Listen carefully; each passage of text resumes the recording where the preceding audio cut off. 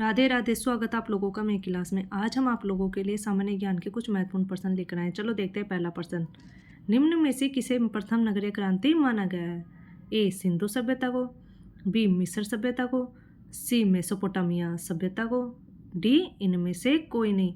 तो इसका आंसर क्या आएगा? ए को सिंधु सभ्यता को क्या माना गया है? नगरीय क्रांति माना गया है। और सिंधु सभ्यता का सबसे प्रभावशाली विशेषता उसकी नगर नियोजन प्रणाली है।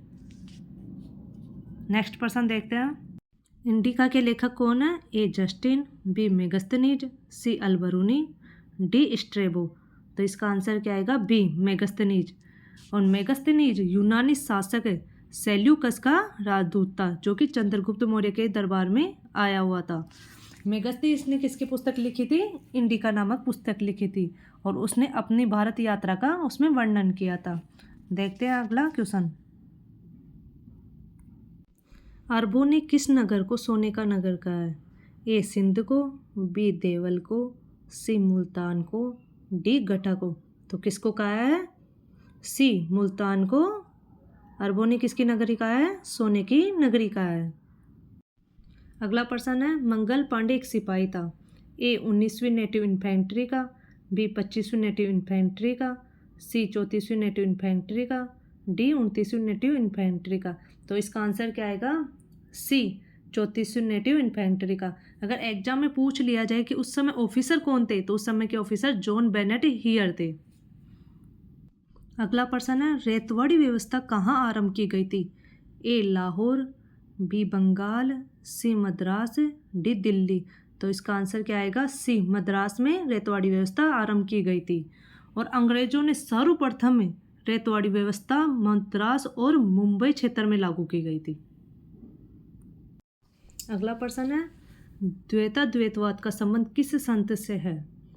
ए रामानुजाचार्य, बी निम्बार्क, सी माधवाचार्य, डी विष्णु स्वामी।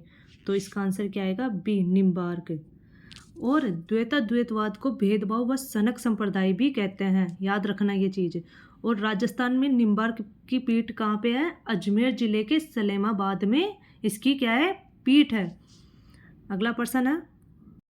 गांधी इरविन समझौता हुआ था। ए 1929 ईस्वी में, बी 1931 ईस्वी में, सी 1928 ईस्वी में, डी 1932 ईस्वी में।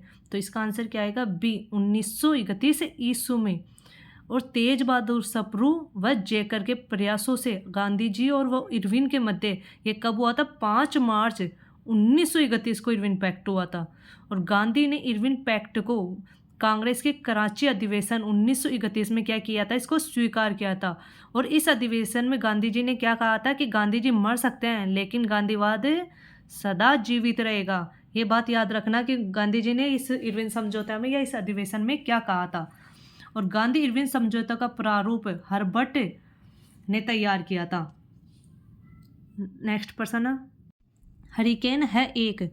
ए शीतोष्ण कटिबंधीय चक्रवात, बी उष्ण कटिबंधीय चक्रवात, सी प्रति चक्रवात, डी वाताग्र। तो इसका आंसर क्या आएगा? बी उष्ण कटिबंधीय चक्रवात।